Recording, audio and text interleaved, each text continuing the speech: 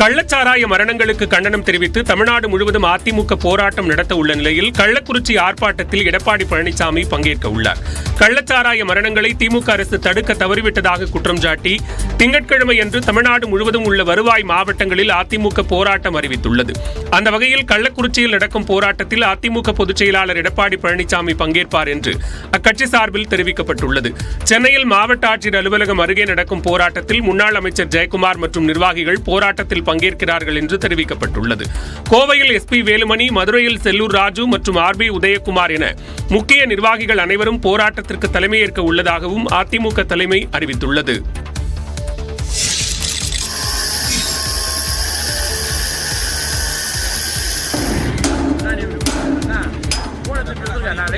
கள்ளக்குறிச்சியில் கள்ளச்சாராயம் தயாரிக்க மெத்தனால் விற்பனை செய்த மாதேஷ் என்பவருடன் தொடர்புடைய ரசாயன கிடங்கின் பூட்டை உடைத்து போலீசார் சோதனை மேற்கொண்ட காட்சிகள்தான் இவை. கள்ளக்குறிச்சி மாவட்டம் கருணாபுரத்தில் கள்ளச்சாராயம் தயாரிக்க மெத்தனால் விற்பனை செய்ததாக மாதேஷ் என்பவர் கைது செய்யப்பட்டுள்ளார்.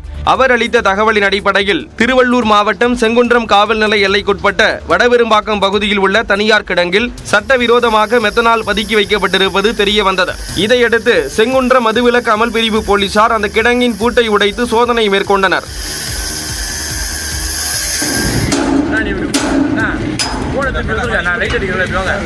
அப்போது ரசாயன கிடங்கில் உரிய அனுமதியின்றி மெத்தனால் பதுக்கி வைத்திருந்த 4 பேரை கைது செய்தனர். அவர்களிடம் நடத்திய விசாரணையில் கொருக்குப்பேட்டை பகுதியைச் சேர்ந்த கௌதம், மாதவரம் பகுதியைச் சேர்ந்த பாஞ்சிலால், திருவண்ணாமலை மாவட்டத்தைச் சேர்ந்த ராம்குமார் மற்றும் பரமசிவம் என்பது தெரிய வந்தது. இவர்கள் வேறு யாருடனும் தொடர்பில் உள்ளார்களா, மெத்தனால் விற்பனை செய்துள்ளார்களா என்ற பல்வேறு கோணங்களில் போலீசார் விசாரணை மேற்கொண்டு வருகிறார்கள்.